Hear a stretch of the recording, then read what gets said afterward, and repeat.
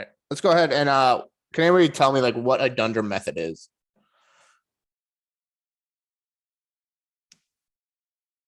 All I really know, it's surrounded by 2 underscores on each side. Yep, that from a yep, from a syntactical perspective, that's what a Dunder method looks like. They're kind of built in, I guess, methods within a class instead of a function. It's there for classes. They're kind of predefined and pre-built. Yep, exactly. So they're predefined methods that belong to a class, and they have specific functions and capabilities. So if I were to create, let's actually kind of look at some. So if I do, I'm just going to print type int, and if I come down here, clear the terminal. If I'd run Python Dunder, you can see our class type. Oh, did I mess something up? It's actually, there we go. So like the number 3 or the integer 3 is a type class. And if I did, let's see if I can do this. Dict. And oh, not am I doing this wrong? Trying to think off the top of my head. Class type. Is it dict? Oh no, I'm drawing a blank. You're trying to list all the Dunder methods? Yep, yeah. Is it dir? Yep, I'm an idiot. Yep, I knew it. All right, thank you. All right, dir. So if I want to see all the Dunder methods included with the integer class, I can find out the absolute, add, and Boolean, ceiling, class, delete attribute, dir. That's what the dir are, which lists all the attributes or all the class methods and magic methods.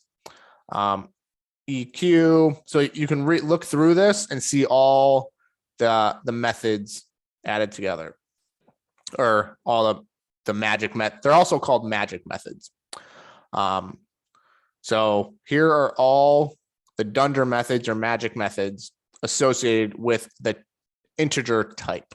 You can also look at which for a string. So we also have add, contains, format, or do you have any else? And then notice we also have like capitalize. Do we also have a lower? So remember the method lower. So if I did like print, was it lower? And I want to do lower a. Is that how it goes, or is it dot lower? Dot lower.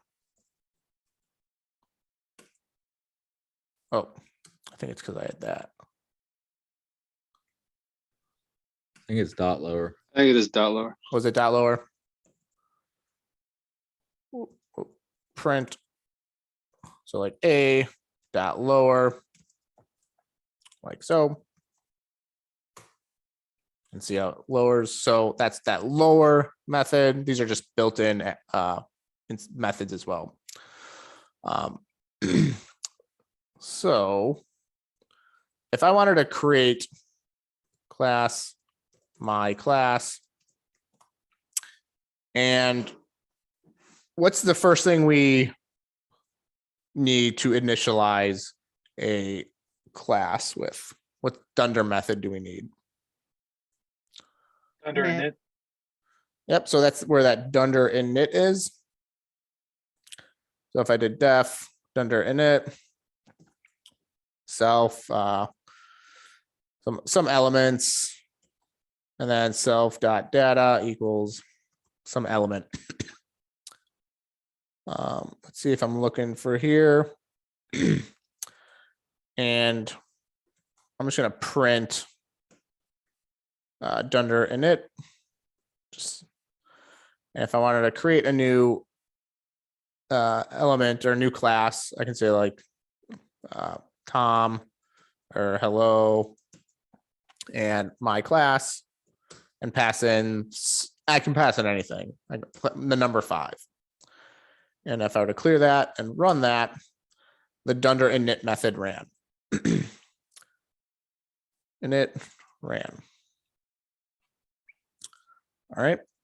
So let's go ahead and print the dir, so the directory of all the my class methods. So I've got that init ran. So these are all the basic methods, magic methods that belong to this class, my class. And we can inspect some of them. So when you actually initialize, when to create a new class, there's actually, what is actually happening is def new is executing, and new is a class method that takes in some arguments, possibly some keyword arguments, kwargs as well. And this just represents anything you are passing into this this Dunder init. And I'm just going to print Dunder in, not Dunder init, but Dunder new ran. And what's actually happening is, since this is a class method, it returns super, which is referring to this class dot Dunder new, pass in the class, and then the args and kwargs, like so. So when I actually instantiate this new class, it actually comes into here, runs this new method, and then runs this init method. Well, no, what happened? Instantiates. What happened there? Why is this not working?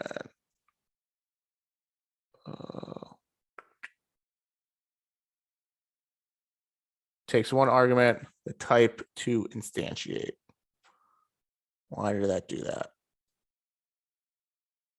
Does the line 9 have to be super into an init? No, let's see. Maybe. Nope. Huh. Let me see something real quick.